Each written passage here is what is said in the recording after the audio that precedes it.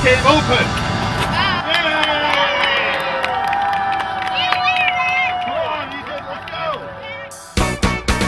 It was December 2009 and I got a phone call. It was from a Make-A-Wish wish granter.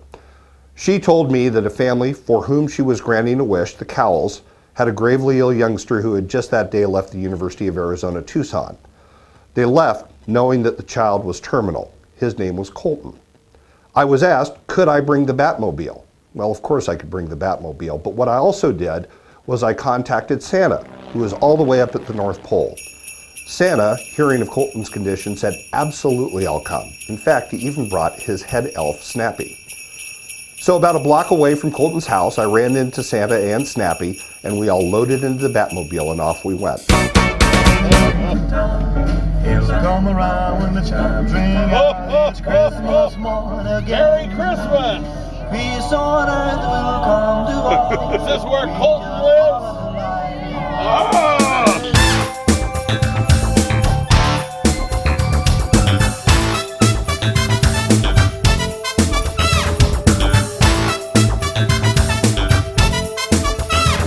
For about the first 30 minutes, we were inside the Cowles' home, and everybody was having a wonderful time. Santa and Snappy were telling jokes, doing magic tricks, singing Christmas carols, and the place was a scene of utter joy.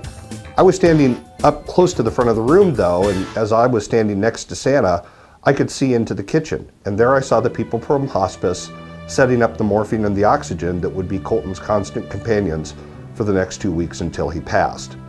I remember thinking to myself, I've never been so happy and so sad all at the exact same point in time. It was a few minutes later and the party let up and I went up to Mr. Cowle, Earl, and I put the keys to the Batmobile in his hand and I said, you've got to take your son for a ride. For all my talk of giving back, I'd owned Batmobile for 6 months and I'd never given the keys to somebody who I'd never met before, but I felt compelled to do it in this case. He and Colton went for a ride and about 5 minutes later they came back. Colton, who couldn't speak because he had Down syndrome, could sign, and so I could see him frantically motioning to his father. With welled up eyes and a shaken voice, he motioned to me, he wants to go again. He's asking for more.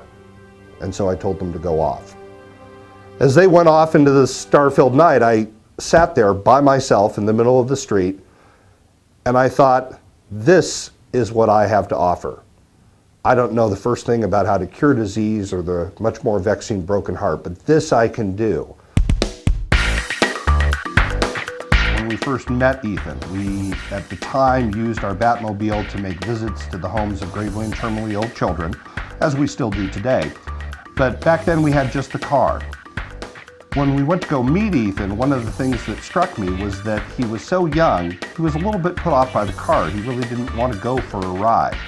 What he did want, and he asked me about repeatedly, was, could I go to the Batcave? I told him that, of course, nobody can go to the Batcave. It's a very, very secretive place, and only a very few people even know where it is. But he persisted. He went on, and he went on.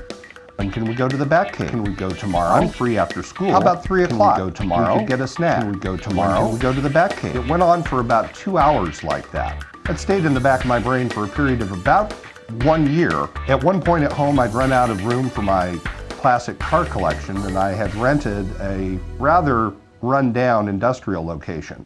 And I finally thought to myself, if I don't build a Batcave now, I never will.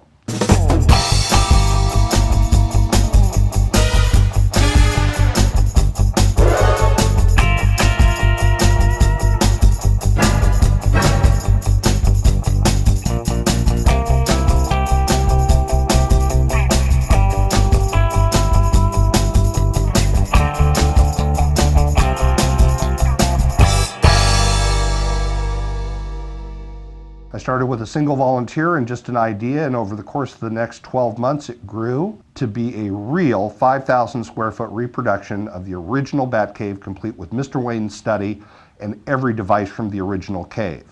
We had volunteers who made a switchboard, we had volunteers who made oscilloscopes, we had volunteers who did everything.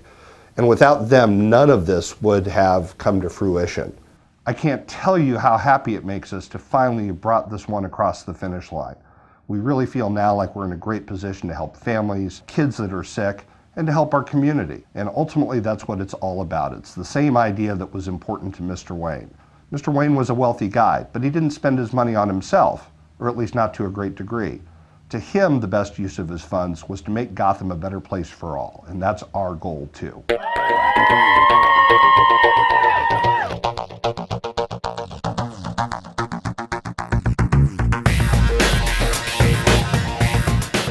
This is what I have to offer. I can provide families with a moment, something that nothing can take away, not even death, not even time. And so that became my mission, to lighten the lives of people who have had very unfortunate circumstances come their way.